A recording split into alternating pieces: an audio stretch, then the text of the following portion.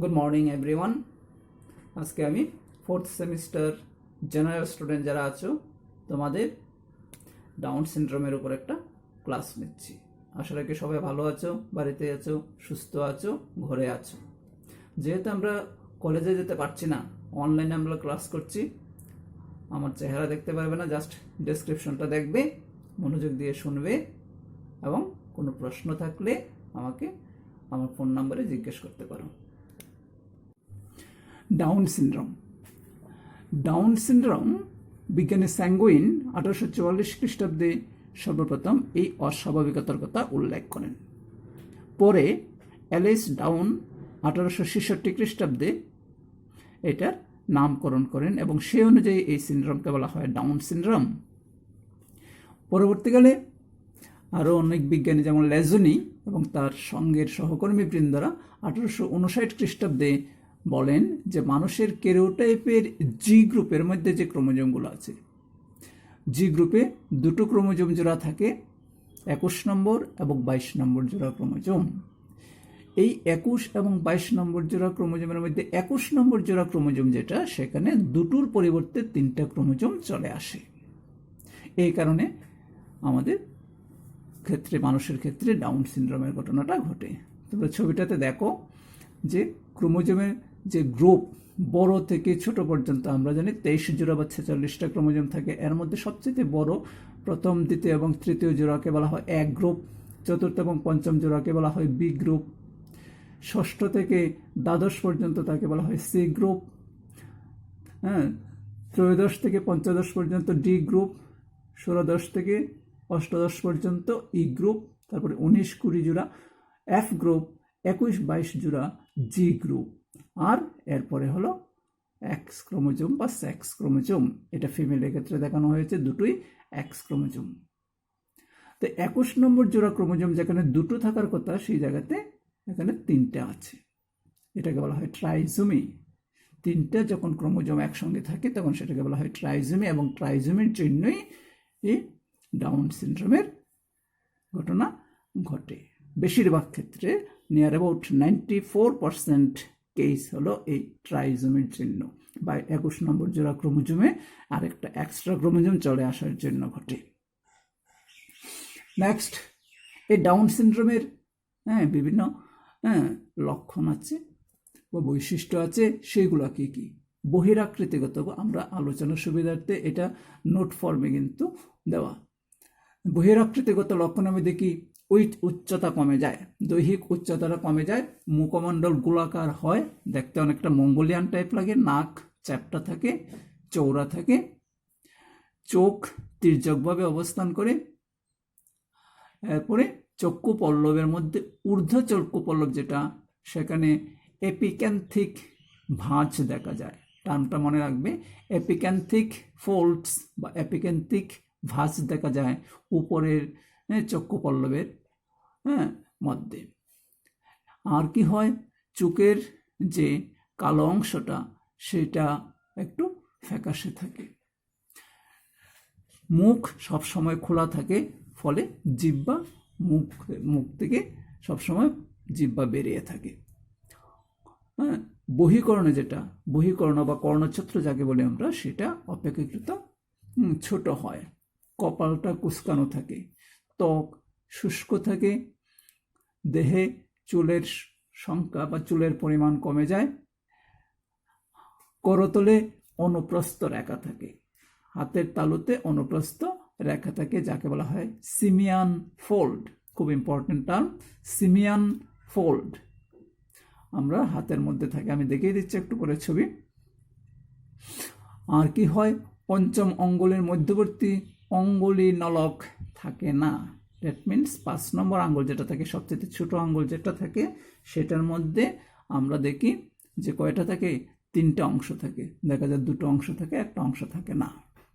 পদতল স্বাভাবিক আকারের হলো প্রথম এবং দ্বিতীয় আঙ্গুলের মাঝখানে বেশ গ্যাপ থাকে। দেখো তোমরা এই ছবিগুলো দেখো, এই যে চোখে একদম কালো অংশটা একটু ফ্যাকাশে হয়ে গেছে।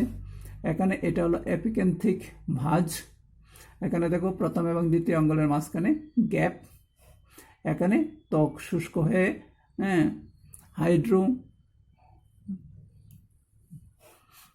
হাইড্রোকন্টা নামক একটা ডিজিজ বা হাইড্রোকন্টা ক্যারেক্টারিস্টিক ফিচার আমরা দেখতে পাই। একটু পরে এখানে ছবিতে দেখা যাচ্ছে না ভালো করে, মানে ত্বক যেটা থাকে ত্বকটা কুচকানো হয়ে যায়, শুষ্ক এবং কুচকানো ত্বক।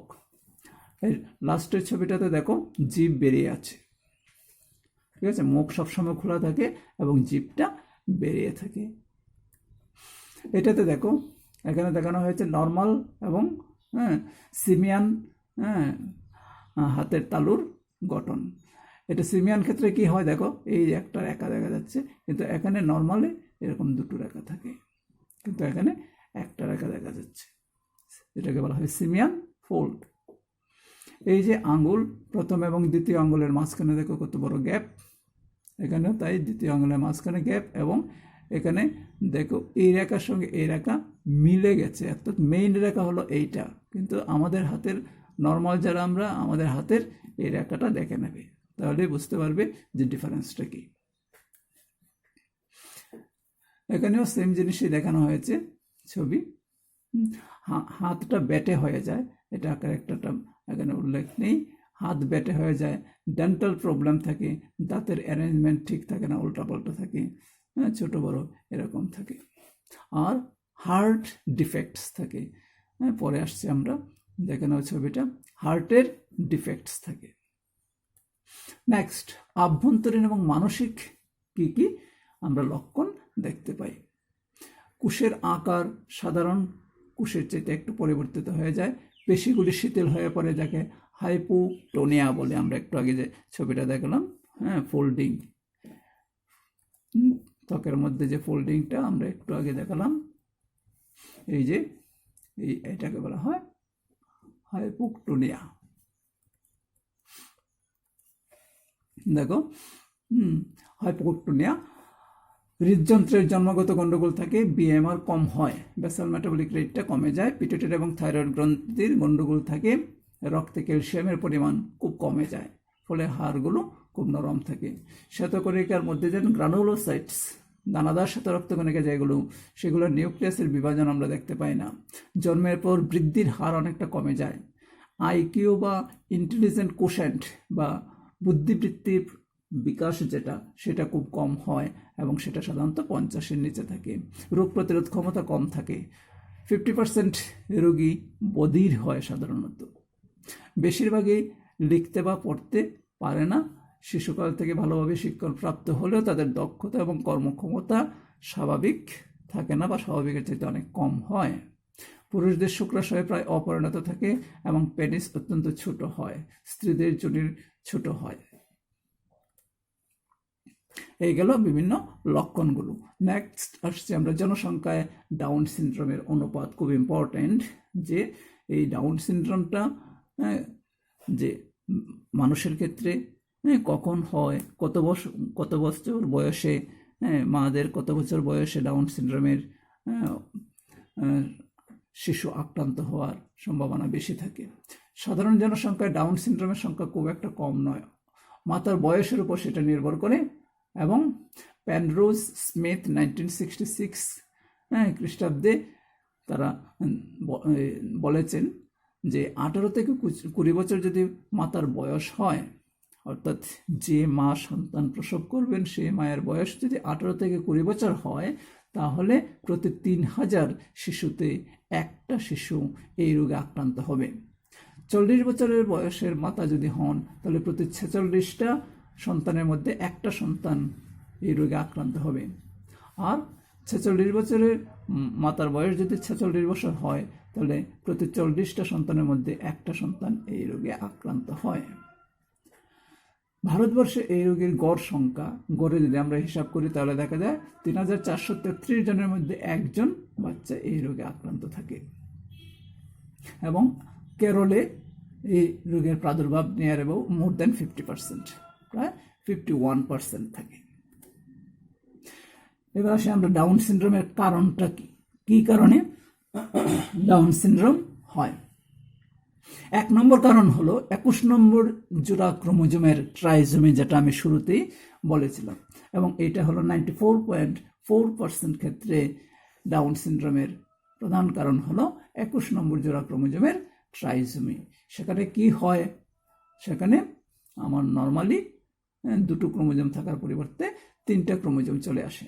ফলে কি হয়, টোটাল ক্রোমোজোম সংখ্যা আমরা জানি 2n = 46, সেখানে ক্রোমোজোম নাম্বার হয়ে যায় 2n = 47, যেহেতু 21 নম্বর স্থানে দুটোর পরিবর্তে 3টা ক্রোমোজোম চলে আসে।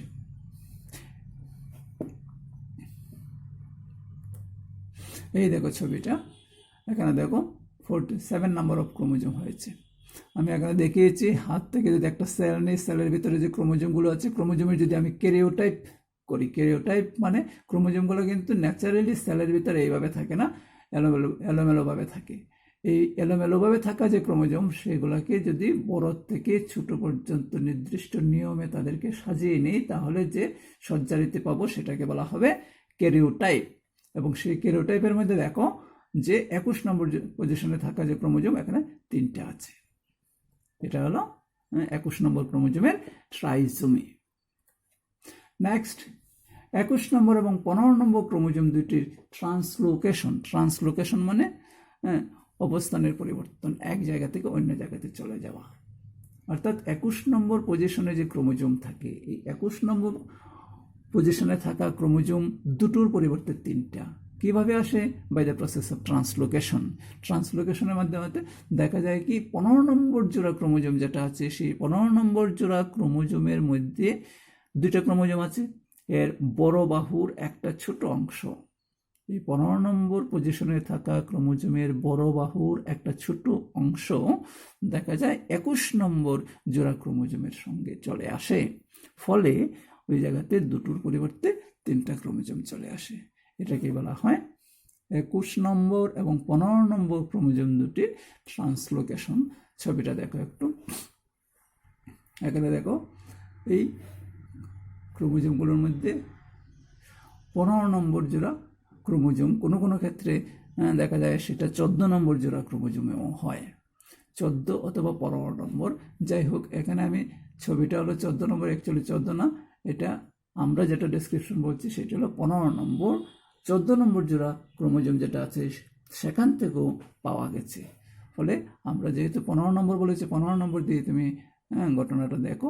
এই মনে করো এটা হলো 15 নম্বর জোড়া ক্রোমোজোম, 15 নম্বর জোড়া ক্রোমোজোমে 2টা ক্রোমোজোম থাকার কথা, 2টা ক্রোমোজোমের এটা হলো সেন্ট্রোমিয়ার, এটা হলো সেন্ট্রোমিয়ার। সেন্ট্রোমিয়ারের এদিকে একটা বাহু আছে, এদিকে একটা বাহু আছে, কিন্তু এই ক্রোমোজোমের এদিকে একটা বাহু, এদিকে বাহু নেই। ওই যে টুকরাটা, ওই টুকরাটা চলে এসছে 21 নম্বর জোড়া ক্রোমোজোম। এই 21 নম্বর জোড়া ক্রোমোজোম দুটো, তার সঙ্গে এখানে ছোট্ট একটা টুকরা চলে এসছে, এরো দিয়ে দেখানো হয়েছে। এ হলো দুটোর পরিবর্তে 3টা ক্রোমোজোম চলে আসলো, ফলে ক্রোমোজোম নাম্বার টোটাল হয়ে গেল 47। এটা হলো 21 নম্বর এবং 15 নম্বর যারা ক্রোমোজোম দুটির ট্রান্সলোকেশনের জন্য। অনেক সময় 21 নম্বর এবং 14 নম্বর ক্রোমোজোম দুটির ট্রান্সলোকেশনের জন্য এই ঘটনা ঘটে। নেক্সট, 21 নম্বর এবং 22 নম্বর জোড়া ক্রোমোজোমের ট্রান্সলোকেশনের জন্য। 21 নম্বর এবং 22 নম্বর পাশাপাশি অবস্থান করে, এরকম ক্ষেত্রে এরকম দেখা যায় 1.4% ক্ষেত্রে এই রকমের ট্রান্সলোকেশনের জন্য ডাউন সিনড্রোম ঘটে। আগে যেটা বললাম আমরা, 21 নম্বর এবং 15 নম্বর জোড়া ক্রোমোজোম দুটির ট্রান্সলোকেশনের জন্য হয় 1.7% ক্ষেত্রে ডাউন সিনড্রোম। তাহলে 21 এবং 22 নম্বর জোড়া ক্রোমোজোমের ক্ষেত্রে 21 নম্বর এবং 22 নম্বর জোড়া ক্রোমোজোমের মধ্যে ট্রান্সলোকেশনের জন্য যে ডাউন সিনড্রোম ঘটে, সেই ক্ষেত্রে দেখা যায় 21 নম্বর ক্রোমোজোমীয় বস্তু দুটোর পরিবর্তে 3টা থাকে। অর্থাৎ ওই তাহলে 3 নম্বরটা যেটা বেশি, সেটা 22 নম্বর জোড়া ক্রোমোজোম যেটা আছে সেটার থেকে একটা ছোট অংশ চলে আসে, তার জন্য এই ঘটনা ঘটে। নেক্সট, 3 নম্বর, মাতার বয়স। মাতার বয়সও এই রোগ সৃষ্টির ক্ষেত্রে উল্লেখযোগ্য ভূমিকা পালন করে। পেনরোজ 1965 বলেছেন যে ট্রাইজোমিক ডিম্বাণুগুলির পরিস্ফুটন ট্রাইজোমিক ডিম্বাণু, যে ডিম্বাণুর মধ্যে 21 নম্বর জোড়া ক্রোমোজোমের মধ্যে 3টা ক্রোমোজোম অবস্থান করতেছে, এইরকম ক্রোমোজোম যুক্ত যদি ডিম্বাণু হয়, সেই ডিম্বাণুর যে পরিস্ফুটন, সেই পরিস্ফুটন স্বাভাবিক বা নর্মাল ডিম্বাণুর পরিস্ফুটনের চাইতে 10 বৎসর পর হয়, অর্থাৎ পরিস্ফুটন ঘটতে তার সময় লাগে বেশি। 2 নম্বর, বয়স্ক নারীর হরমোন গঠিত পরিবর্তনের ফলে মিওসিস কোষ বিভাজনের যে অ্যানাফেজ দশা, এই অ্যানাফেজ দশায় সমসংস্থ ক্রোমোজোমগুলির পৃথকীকরণের জন্য যে ব্যায়ামতন্তুর প্রয়োজন হয়, ইম্পর্টেন্ট, এই ব্যায়ামতন্তুর প্রয়োজন হয়, সেই ব্যায়ামতন্তুগুলি দুর্বল থাকে, ফলে কি হয়, অ্যানাফেজ দশায় ক্রোমোজোমীয় চলনের যে ঘটনাটা সেইটা ব্যাহত হয়। ফলস্বরূপও দেখা যায় একদিকে ক্রোমোজোম মাঝখান থেকে 2 দিকে সমাভাবে যেতে পারে না, তার জন্য এই ঘটনাটা ঘটে। কোষ বিভাজনজনিত এইরূপ গণ্ডগোলের জন্য কে দায়ী? এটার জন্য দায়ী জিন। কাজে জিন জনিত ত্রুটি, মাতার বয়স যখন বেড়ে যায় তখন মাতার দেহের ক্রোমোজোম স্থিত জিনের মধ্যে যে ত্রুটি সংগঠিত হয়, সেই ত্রুটির জন্যই ডাউন সিনড্রোমের সৃষ্টি হয়। নেক্সট, পরিবেশীয় কারণ। পরিবেশের পরিবর্তন, আমরা পরিবেশ প্রতিনিয়ত পরিবর্তিত হচ্ছে, পরিবেশের মধ্যে বিভিন্ন আলট্রাভায়োলেট রে, আলফা বিটা রে ইত্যাদি রে মানব শরীরে বা মানুষের মাতার শরীরে যদি এফেক্টেড হয়, অর্থাৎ বিভিন্ন ধরনের রশ্মি যদি দ্বারা ট্রিটেড হয় মাতা, যেমন এক্সরে করা হয়, বিভিন্ন সময় এক্সরে করা হয়, এই সমস্ত কারণে দেখা যায় প্রভাব ফলে, অথবা ডিরেক্টলি যদি সূর্যের ইউভি রে আমাদের শরীরে পড়ে, তার থেকেও হতে পারে। কি হয়, তার থেকে মাতার শরীরের মধ্যে পুং হরমোনের মাত্রা বেড়ে যায়, আবার কোনো কোনো সময় দেখা যায় জলে ফ্লোরাইডের মাত্রা বেড়ে যায়, কোনো কোনো ক্ষেত্রে দেখা যায় পরিবেশীয় দূষণ, অন্যান্য দূষণের জন্য এই রোগের সৃষ্টি হয়। তাহলে পরিবেশীয় কারণ আরেকটা কারণ। তা আমাদের ক্ষেত্রে যেহেতু পরীক্ষাতে যখন আসে, তখন আমরা সাধারণত 21 নম্বর জোড়া ক্রোমোজোমের ট্রাইজোমের জন্যই ডাউন সিনড্রোমের সৃষ্টি হয়। যারা ডিটেলস এভাবে পারবে না, তারা 21 নম্বর জোড়া ক্রোমোজোমের ট্রাইজোমের, যেহেতু ট্রাইজোমের জন্য যে ডাউন সিনড্রোম হয় সেটার পার্সেন্টেজ সবচেয়ে বেশি, 94.4%। তার জন্য আলোচনার সময় তোমরা ওই ট্রাইজোমি, 21 নম্বর জোড়া ক্রোমোজোমের ট্রাইজোমির কারণে ডাউন সিনড্রোমের সৃষ্টি হয়। ডাউন সিনড্রোম সৃষ্টির প্রধান কারণ কি বর্ণনা করো বা ব্যাখ্যা করো, পরীক্ষাতে আসে কিন্তু এইভাবে। তার জন্য তোমরা ওই 21 নম্বর জোড়া ক্রোমোজোমের ট্রাইজোমি কিভাবে 21 নম্বর জোড়া ক্রোমোজোমের সঙ্গে 15 নম্বর জোড়া ক্রোমোজোমের ট্রাইজোমি, 21 নম্বর জোড়া ক্রোমোজোমে 2টা ক্রোমোজোম থাকার পরিবর্তে 3টা ক্রোমোজোম চলে আসার জন্য যে ডাউন সিনড্রোম হচ্ছে, সেটি বিশদভাবে আলোচনা করবে। তো এতক্ষণ আমরা ডাউন সিনড্রোমের একটা ছোট্ট ইন্ট্রোডাকশন, ডাউন সিনড্রোম ক্রোমোজোমের যে কত নম্বর ক্রোমোজোমের পরিবর্তনের জন্য হচ্ছে, এই ডাউন সিনড্রোম হলে কি কি রোগ লক্ষণ প্রকাশ পায় বা কি কি বৈশিষ্ট্য আমরা দেখতে পাই যার মধ্যে ডাউন সিনড্রোম হচ্ছে, তার ডাউন সিনড্রোম সৃষ্টির অনুপাত, কোন ক্ষেত্রে ডাউন সিনড্রোম মাতার বয়সের সঙ্গে রিলেটেড, কোন বয়সের মাতার ডাউন সিনড্রোম যুক্ত শিশু জন্ম দেওয়ার পরিমাণ কত, সেটা আমরা দেখেছি। আর ডাউন সিনড্রোম সৃষ্টির বিভিন্ন কারণ সম্বন্ধে আমরা আলোচনা করেছি। আজকের ক্লাসের এই হলো আলোচ্য বিষয়। এবার এটা থেকে কিভাবে প্রশ্ন আসতে পারে সেটা নিয়ে আমি একটু আলোচনা করছি। তো ডাউন সিনড্রোম খুব ইম্পর্টেন্ট, প্রায় সময় পরীক্ষাতে আসে, খেয়াল করবে তোমরা প্রশ্ন। পরীক্ষাতে ডাউন সিনড্রোমের থেকে আসে ডাউন সিনড্রোম কাকে বলে, what is Down syndrome, who first discovered Down syndrome, কে প্রথম ডাউন সিনড্রোম আবিষ্কার করেছিলেন, প্রথম কে পর্যবেক্ষণ করেছিলেন সেটা এক, আর প্রথম তার নামকরণ কে করেছিলেন সেটা আরেক। নামকরণ ডাউন, অ্যালিস ডাউন, তার জন্য ডাউন সিনড্রোম মনে রাখবে। তারপরে আসতে পারে যে ডাউন সিনড্রোমের আক্রান্ত ব্যক্তির রোগ লক্ষণগুলি কী কী বা লক্ষণগুলি কী কী, সেখানে বহিলক্ষণ, অন্তলক্ষণ, মানসিক লক্ষণ, এই সবগুলোকে একসঙ্গে জুড়ে তোমরা আলোচনা করতে পারো, অথবা আমি যেভাবে দিয়েছি সেভাবে আলোচনা করতে পারো। যদি ডাউন সিনড্রোম থেকে প্রশ্ন আসে অবশ্যই রোগ লক্ষণ থাকবে, বা সিনড্রোম, এই সিনড্রোমটার লক্ষণগুলো কী কী সেগুলো অবশ্যই থাকবে। আর এটার সঙ্গেই থাকবে ডাউন সিনড্রোম সৃষ্টির ক্রোমোজোমীয় কারণ। ডাউন সিনড্রোম সৃষ্টির ক্রোমোজোমীয় কারণ সম্বন্ধে যা জানো সংক্ষেপে আলোচনা করা। Chromosomal reason behind down syndrome. এইভাবে কোয়েশ্চন তোমাদের সেট করতে পারে। ডাউন সিনড্রোম থেকে যদি প্রশ্ন আসে এইভাবে আসতে পারে, অথবা ছোট 1 নম্বরের প্রশ্ন তোমার দিতে পারে, যে ওই যে তোমার দিতে পারে সিমিয়ান ফোল্ড। সিমিয়ান ফোল্ড বলতে কি বুঝো, এবং কি কারণে হয়, কোন সিনড্রোমের জন্য হয়, এইভাবে ছোট প্রশ্ন দিতে পারে। কাজেই আমি যে ম্যাটেরিয়ালসটা তোমাদের দিলাম সেই ম্যাটেরিয়ালসটা ভালো করে দেখো, পড়ো। আমি আলোচনা এইভাবে রাখলাম এবং বাংলায় করলাম, যেহেতু তোমরা বাংলায় পরীক্ষা দিচ্ছ, আর না হলে ইংলিশে আমি সবটা প্রেজেন্টেশন ইংলিশে হতো, আরও সুন্দর করে সাজিয়ে গুছিয়ে দেওয়া যেত। যেহেতু বাংলা, এটা নোট ফর্মে আমি দিয়ে দিলাম, তোমাদের সুবিধা হবে নোট করতে, এই কারণে এইভাবে আলোচনা করলাম। যদি কারোর বুঝতে কোনো জায়গাতে অসুবিধা হয় তাহলে ফোনে আমার সঙ্গে যোগাযোগ করে নিও। আর প্রত্যেকে কিন্তু অ্যাটেন্ডেন্স দিয়ে দেবে, এই যে ক্লাস ফলো করছো অ্যাটেন্ডেন্সটা দিয়ে দেবে। তোমাদের যে গ্রুপ আছে গ্রুপের মধ্যে নাম, রোল নাম্বার, তুমি মেল না ফিমেল সেটা উল্লেখ করবে। থ্যাংক ইউ এতক্ষণ পর্যন্ত আমার সঙ্গে থাকার জন্য, ক্লাস ফলো করার জন্য। ভালো করে প্রিপারেশন নাও, পরীক্ষা ভালো করে দাও, ঘরে থাকো, সুস্থ থাকো।